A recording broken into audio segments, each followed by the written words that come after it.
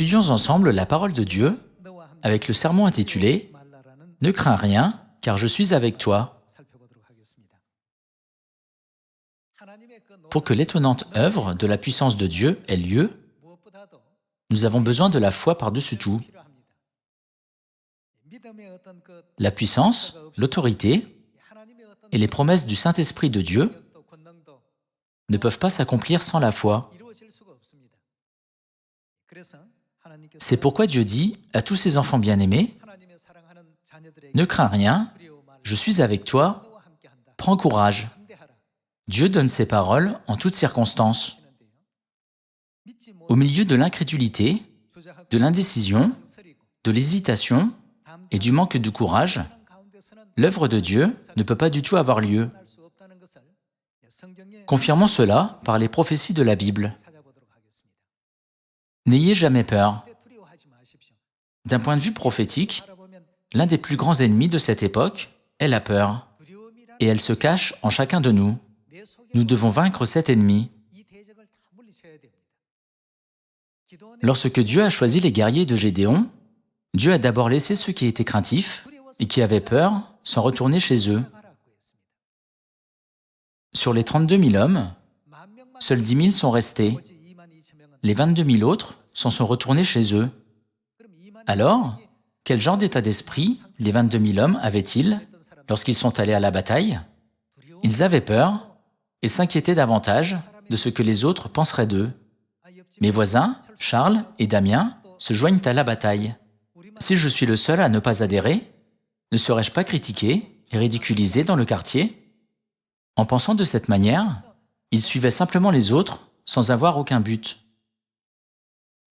Lorsqu'ils sont arrivés sur le champ de bataille, les ennemis avaient des armes puissantes, ils étaient nombreux. Ils avaient peur. Dieu regarde notre cœur. Ceux qui ont déjà peur de leurs ennemis ne peuvent jamais gagner une bataille ou une guerre. Si la peur prend le contrôle de nous, à partir de ce moment, rien ne semblera plus correct ou favorable. L'esprit de foi que les Israélites avaient il y a 3500 ans et l'esprit de foi que le peuple céleste a, en cette époque, devraient être les mêmes. C'est parce que la relation entre eux et nous est comme une ombre et sa réalité. Ouvrons Josué, chapitre 1. Regardons Josué, chapitre 1, verset 2. « Moïse, mon serviteur, est mort. Maintenant, lève-toi, passe ce Jourdain, toi et tout ce peuple, pour entrer dans le pays que je donne aux enfants d'Israël. Tout lieu que foulera la plante de votre pied, je vous le donne, comme je l'ai dit à Moïse. Vous aurez pour territoire, depuis le désert et le Liban, jusqu'au grand fleuve, le fleuve de l'Euphrate, tout le pays des Hétiens, et jusqu'à la grande mer vers le soleil couchant. Nul ne tiendra devant toi tant que tu vivras. Je serai avec toi, comme j'ai été avec Moïse.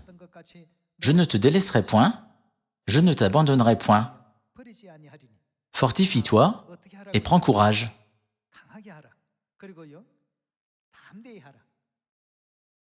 C'est ce que Dieu nous ordonne toujours d'être. Fortifie-toi et prends courage, car c'est toi qui mettras ce peuple en possession du pays que j'ai juré à leur père de leur donner. Fortifie-toi seulement et aie bon courage en agissant fidèlement selon toute la loi que Moïse, mon serviteur, t'a prescrite. Ne t'en détourne ni à droite ni à gauche, afin de réussir dans tout ce que tu entreprendras. Que ce livre de la loi ne s'éloigne point de ta bouche. Médite-le jour et nuit pour agir fidèlement selon tout ce qui y est écrit. Car c'est alors que tu auras du succès dans tes entreprises, c'est alors que tu réussiras. Ne t'ai-je pas donné cet ordre? Fortifie-toi et prends courage. Ne t'effraie point et ne t'épouvante point, car l'Éternel, ton Dieu, est avec toi dans tout ce que tu entreprendras. C'est ainsi que Dieu a encouragé Josué en disant « Ne t'effraie point ». De nombreux types de situations où les gens ne pouvaient s'empêcher d'être effrayés, perplexes et craintifs étaient répandus devant Josué et devant les Israélites. Cependant, quel genre de foi Josué avait-il? Parmi les 12 espions, 10 d'entre eux ont perdu leur courage. Que leur a dit Josué lorsqu'ils ont perdu leur courage et ont eu peur? Ils nous serviront de pâture. Par conséquent, n'ayez pas peur d'eux. Frères et sœurs, y a-t-il quelqu'un qui a peur du bol de riz en mangeant? Non, il n'y a personne. Il voulait dire, il n'y a absolument rien à craindre. Lorsque Josué a regardé les circonstances, avec une foi absolue dans la promesse de Dieu, de telles circonstances extérieures n'étaient pas visibles pour lui, quelles que soient les circonstances et les conditions dans lesquelles les Israélites se trouvaient. Il ne pouvait voir que la promesse de Dieu. Quand nous pouvons regarder l'histoire de Josué conquérant le pays de Canaan, la seule expression qui a été écrite à plusieurs reprises dans la Bible était « Puisque Dieu a aidé Josué, il a continué à être victorieux ». Dans les coulisses, quel genre de foi Dieu lui a-t-il demandé d'avoir? Fortifie-toi et prends courage, ne t'effraie point. Dieu voulait qu'il n'ait pas peur, quelles que soient les circonstances ou la situation. De même, aujourd'hui, il nous éclaire sur l'attitude de foi que nous, tous les enfants de Sion, vivant au temps de Josué spirituel, devons avoir en faisant l'œuvre de l'Évangile. L'histoire qui s'est déroulée il y a 3500 ans était une bataille physique. N'y a-t-il pas une bataille spirituelle en cette époque? Face à la bataille spirituelle, il n'y a rien à craindre, même pas un peu.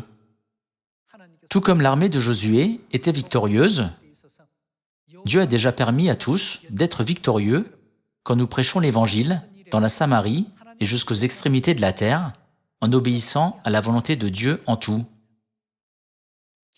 Lorsque Dieu a choisi l'armée de Gédéon, il a rejeté ceux qui avaient peur. Il a également continué à exhorter l'armée de Josué à ne pas avoir peur. Quand nous voyons tout cela, nous devons avoir un cœur courageux et une attitude de foi qui ne craint rien en cette époque. Voyons Deutéronome chapitre 1.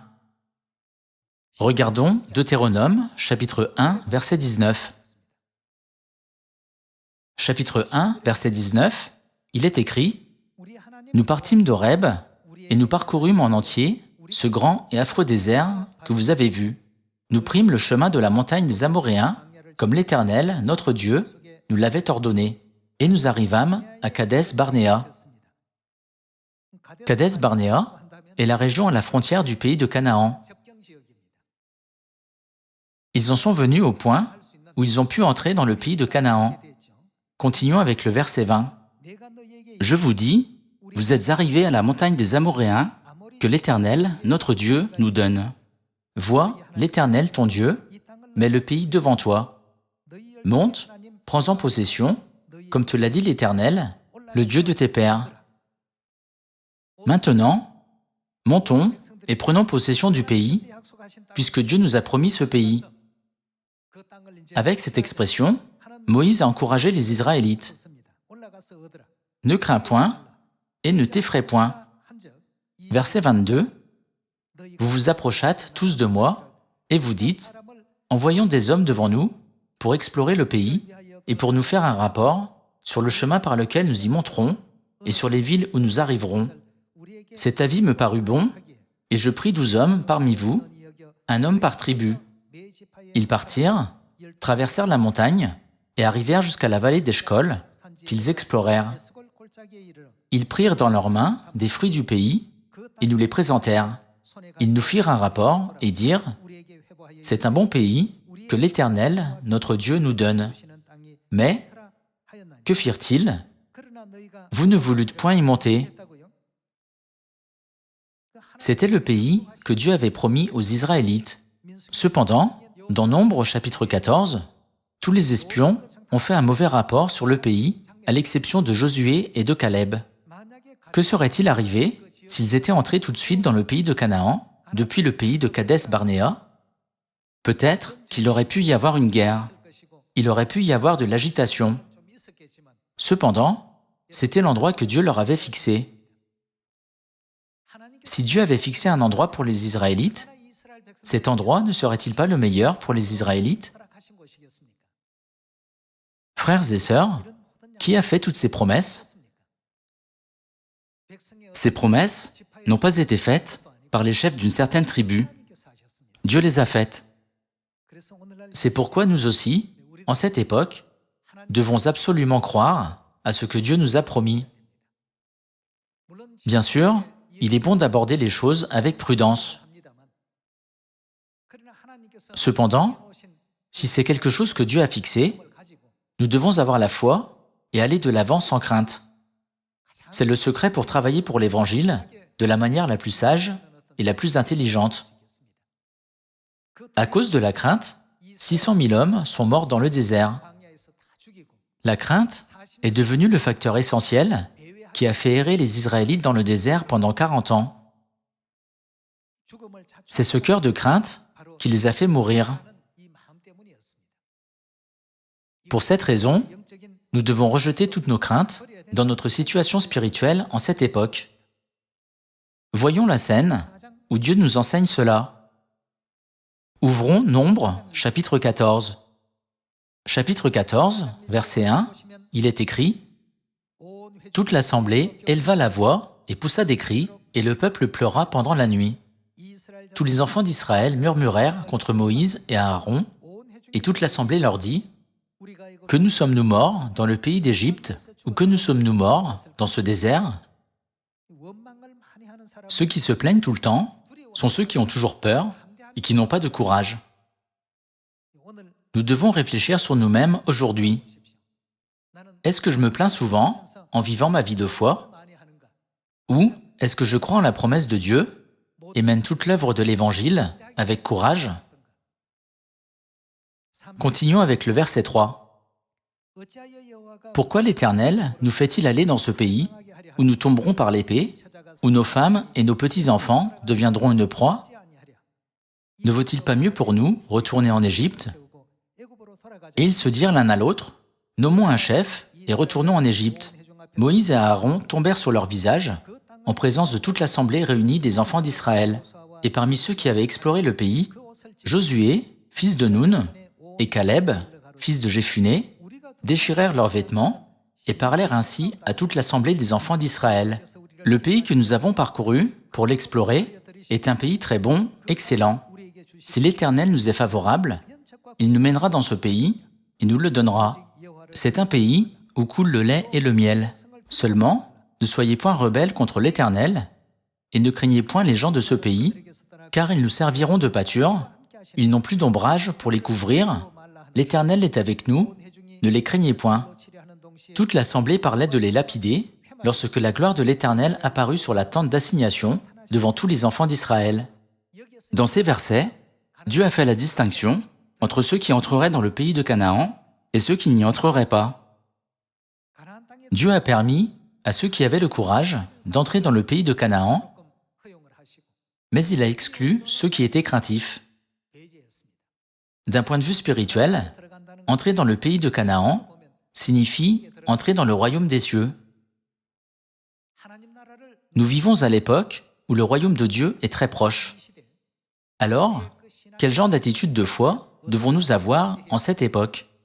Lorsque Dieu dit « Prêchez l'Évangile dans la Samarie et jusqu'aux extrémités de la terre, ne vous découragez pas et n'abandonnez pas parce que vous avez peur des gens, de l'environnement, de la situation ou des circonstances.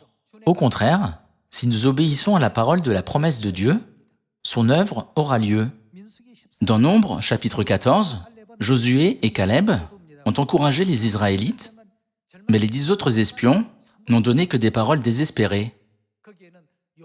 Les paroles qu'ils ont dites étaient pleines de choses qui n'avaient ni courage, ni audace, ni foi en Dieu. Voyons le jugement que Dieu a rendu à l'époque. Ce faisant, nous devons garder à l'esprit que Dieu nous donne le même jugement, spirituellement, même en cette époque. Continuons avec le verset 11. Et l'Éternel dit à Moïse, Jusqu'à quand ce peuple me méprisera-t-il? Jusqu'à quand ne croira-t-il pas en moi, malgré tous les prodiges que j'ai faits au milieu de lui? Je le frapperai par la peste et je le détruirai. Mais je ferai de toi une nation plus grande et plus puissante que lui. Moïse dit à l'Éternel, les Égyptiens l'apprendront, eux, du milieu desquels tu as fait monter ce peuple par ta puissance, et ils le diront aux habitants de ce pays. Ils savaient que toi, l'Éternel, tu es au milieu de ce peuple, que tu apparais visiblement, toi, l'Éternel, que ta nuée se tient sur lui, que tu marches devant lui le jour dans une colonne de nuée, et la nuit dans une colonne de feu. Si tu fais mourir ce peuple comme un seul homme, les nations qui ont entendu parler de toi diront, « L'Éternel n'avait pas le pouvoir de mener ce peuple dans le pays qu'il avait juré de lui donner. C'est pour cela qu'il l'a égorgé dans le désert. » Maintenant que la puissance du Seigneur se montre dans sa grandeur, comme tu l'as déclaré en disant, « L'Éternel est lent à la colère et riche en bonté, il pardonne l'iniquité et la rébellion, mais il ne tient point le coupable pour innocent, et il punit l'iniquité des pères sur les enfants, jusqu'à la 3e et la 4e génération. Pardonne l'iniquité de ce peuple, selon la grandeur de ta miséricorde, comme tu as pardonné à ce peuple depuis l'Égypte jusqu'ici. » Verset 20. Et l'Éternel dit, « Je pardonne, comme tu l'as demandé, mais je suis vivant, et la gloire de l'Éternel remplira toute la terre. Tous ceux qui ont vu ma gloire et les prodiges que j'ai faits en Égypte et dans le désert, qui m'ont tenté déjà 10 fois et qui n'ont point écouté ma voix, tous ceux-là ne verront point le pays que j'ai juré à leur père de leur donner. Tous ceux qui m'ont méprisé ne le verront point. Et parce que mon serviteur Caleb a été animé d'un autre esprit et qu'il a pleinement suivi ma voix, je le ferai entrer dans le pays où il est allé, et ses descendants le posséderont. » C'est la scène où Dieu a accordé seulement à Josué et à Caleb la permission d'entrer dans le pays de Canaan. Passons au verset 26. L'Éternel parla à Moïse et à Aaron et dit, « Jusqu'à quand laisserai-je cette méchante assemblée murmurer contre moi? J'ai entendu les murmures des enfants d'Israël qui murmuraient contre moi. Dis-leur, je suis vivant, dit l'Éternel. Je vous ferai ainsi que vous avez parlé à mes oreilles. Vos cadavres tomberont dans ce désert. Vous tous, dont on a fait le dénombrement, en vous comptant depuis l'âge de 20 ans et au-dessus, et qui avez murmuré contre moi, vous n'entrerez point dans le pays que j'avais juré de vous faire habiter, excepté Caleb, fils de Jephuné, et Josué, fils de Nun. C'est ainsi que le jugement de Dieu a été rendu. Josué et Caleb avaient la foi en la promesse de Dieu et avaient le courage de se mettre en position de transmettre la volonté de Dieu aux Israélites. D'un autre côté, les 10 autres espions ont négligé la promesse de Dieu et sa puissance. Puisque la crainte et la terreur les ont précédés, ils ont dit « Oh, nous serons tous tués. Nos ennemis sont comme des géants et nous sommes comme des sauterelles.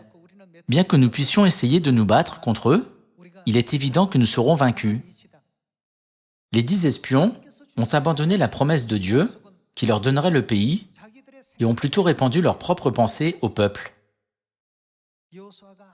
Peu importe à quel point les paroles de Josué étaient fidèles et audacieuses,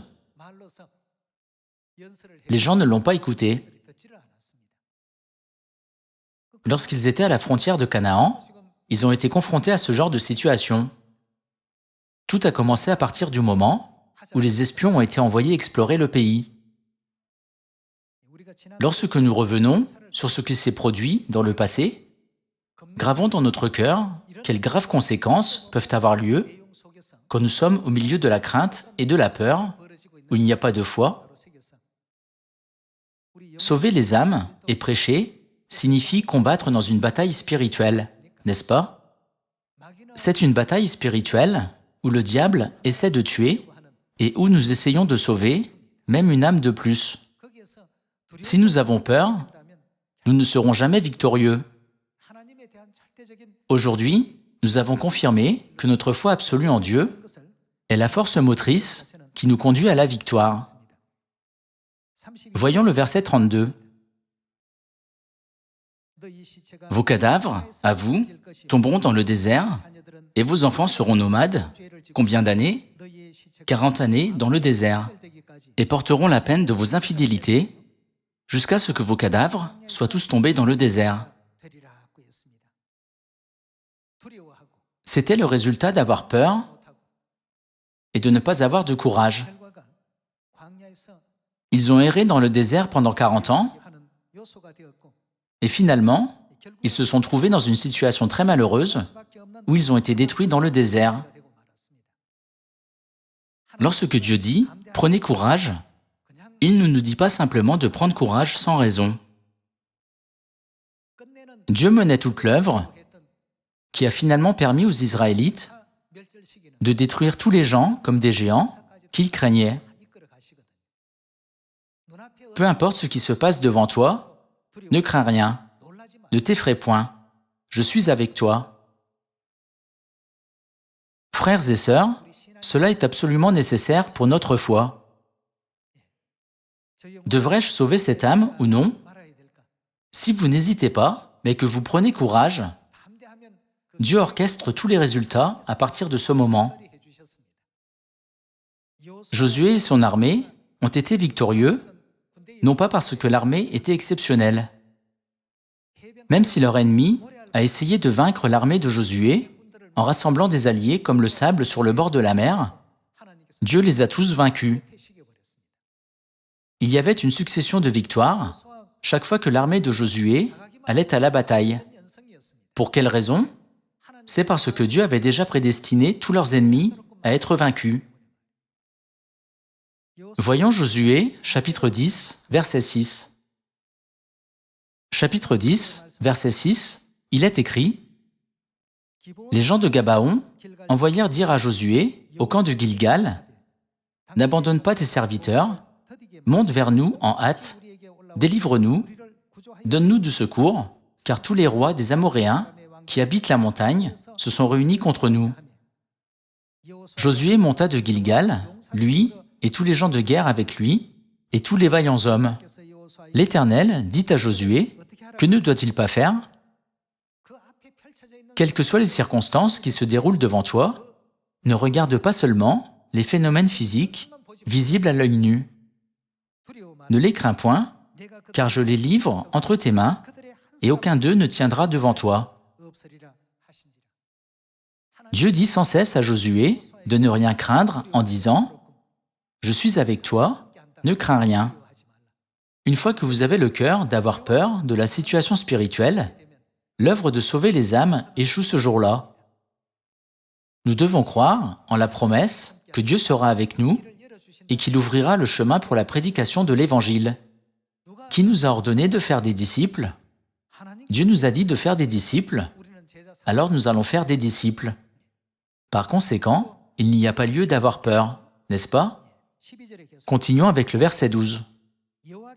Alors Josué parla à l'Éternel, le jour où l'Éternel livra les Amoréens aux enfants d'Israël, et il dit en présence d'Israël, « Soleil, arrête-toi sur Gabaon, et toi, lune, sur la vallée d'Ajalon. » Et le soleil s'arrêta, et la lune suspendit sa course, jusqu'à ce que la nation ait tiré vengeance de ses ennemis. Cela n'est-il pas écrit dans le livre du juste? Le soleil s'arrêta au milieu du ciel, et ne se hâta point de se coucher presque tout un jour.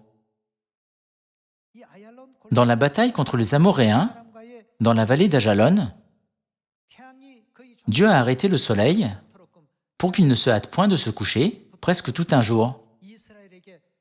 Pour mettre Israël dans une position avantageuse, il a même arrêté la lune montante. Scientifiquement parlant, les corps célestes ne peuvent pas être arrêtés, même un instant. Cependant, par le pouvoir de Dieu, toutes ces choses se sont réellement produites. Le soleil ne se couchait plus, et la lune ne se levait pas, alors qu'elle aurait dû se lever. Qui aidait les Israélites en faisant tout cela? C'était notre Dieu. C'est absurde du point de vue du monde. C'est une situation inimaginable. C'est notre Dieu qui a fait une telle situation se produire pour nous donner la victoire afin que nous puissions atteindre la gloire. Par conséquent, il n'est pas nécessaire que nous ayons peur ou que nous nous effrayions sans savoir quoi faire. Nous n'avons pas besoin d'errer en regardant seulement la situation et les phénomènes physiques de ce monde. Passons au chapitre 10, verset 41. Josué les bâtit de Kadès Barnéa à Gaza. Il bâtit tout le pays de Gozan jusqu'à Gabaon. Que fit Josué? Il prit en même temps tous ses rois et leurs pays, car l'Éternel, le Dieu d'Israël, combattait pour Israël. Dieu les a entièrement aidés. Ne crains rien, ne t'effraie point, prends courage. C'était la seule chose que Dieu exigeait. Voyons le chapitre 11, verset 1. Jabin, roi de Hatzor, ayant appris ces choses, envoya des messagers à Jobab, roi de Madon, au roi de Shimron et au roi d'Akshap, au roi qui était au nord dans la montagne, dans la plaine au midi de Kinéret, dans la vallée et sur les hauteurs de Dor à l'Occident, aux Cananéens de l'Orient et de l'Occident, aux Amoréens, aux Hétiens, aux Phéréziens, aux Jébusiens dans la montagne et aux Héviens au pied de l'Hermon, dans le pays de Mitzpa. Ils sortirent, eux et toutes leurs armées avec eux, formant un peuple innombrable, comme le sable qui est sur le bord de la mer, et ayant des chevaux et des chars en très grande quantité. Tous ces rois fixèrent un lieu de réunion et vinrent camper ensemble, près des eaux de Mérom, pour combattre contre Israël. Frères et sœurs, imaginez la situation. À quel point les forces alliées des ennemis sont-elles puissantes? Du point de vue de l'armée d'Israël, comment vous sentiriez-vous si vous étiez dans cette situation? Les ennemis font des alliances de cette manière et ils sont prêts à s'opposer à nous avec une grande puissance. N'auriez-vous pas peur? Cependant, les Israélites ont assisté à l'œuvre de Dieu lorsqu'il a séparé la mer Rouge. Ils ont également été témoins des 10 plaies qui se sont abattues sur l'Égypte. De plus, ils ont fait l'expérience que chaque fois qu'il y avait une guerre, Dieu était toujours avec eux et ils étaient victorieux. À l'époque, il n'y avait pas seulement beaucoup de chevaux et de chars, mais les chevaux et les chars étaient énormes et considérablement plus nombreux. Ils étaient stratégiquement alignés pour la bataille, pour que les Israélites puissent penser « Nous serons vaincus, impuissants ». Dans un tel environnement, la crainte ne surgirait-elle pas? Cependant, Dieu a dit « Ne craignez rien, seulement en regardant une certaine situation physiquement ». De la même manière, lorsque nous prêchons l'Évangile, nous avons souvent la réaction d'être découragés en regardant seulement la situation extérieure et l'environnement physique. Nous devons comparer notre situation avec la situation qui s'est déroulée devant l'armée d'Israël. Continuons avec le verset 6. L'Éternel dit à Josué, « Ne les crains point, car demain, à ce moment-ci, je les livrerai tous frappés devant Israël. Tu couperas les jarrets à leurs chevaux, et tu brûleras au feu leurs chars. » Josué, avec tous ces gens de guerre, arriva subitement sur eux, près des eaux de Mérom, et ils se précipitèrent au milieu d'eux. L'Éternel les livra entre les mains d'Israël, ils les battirent et les poursuivirent jusqu'à Sidon la Grande, jusqu'à Misréphoth Maïm, et jusqu'à la vallée de Mitzpa vers l'Orient. Ils les battirent sans en laisser échapper aucun. Les ennemis doivent avoir des tactiques et ils doivent avoir leur propre plan afin de gagner la guerre. Cependant, quel que soit leur plan, Dieu les déjoue comme rien. Ne crains rien, car je suis avec toi. Ne suis-je pas celui qui a séparé la mer Rouge? Ne suis-je pas celui qui a fait descendre la manne du ciel pendant 40 ans? Aujourd'hui, gardons dans notre cœur la voix de Dieu qui dit « Ne crains rien, prends courage. Josué a conduit les Israélites au pays que Dieu avait promis, et les Israélites ont également reçu le pays de Canaan selon leurs tribus. Une telle œuvre gracieuse ne s'est-elle pas produite par la suite?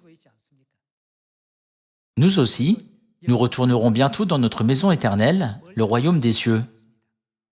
Lorsque ce genre de situation se produit, juste avant d'entrer au ciel, comment devons-nous garder notre foi et rester fermes dans les promesses de Dieu? Une fois de plus, gravons cet enseignement dans notre cœur pour croire aux promesses de Dieu et ne jamais perdre la foi que Dieu est avec nous. J'espère que nous aurons le courage de sortir nos frères et sœurs perdus de la main de Satan, de les sauver et de les conduire à la repentance, afin que la grâce de retourner ensemble dans la maison éternelle, le royaume des cieux, soit avec nous. Par cela, j'aimerais conclure ce sermon. Merci beaucoup.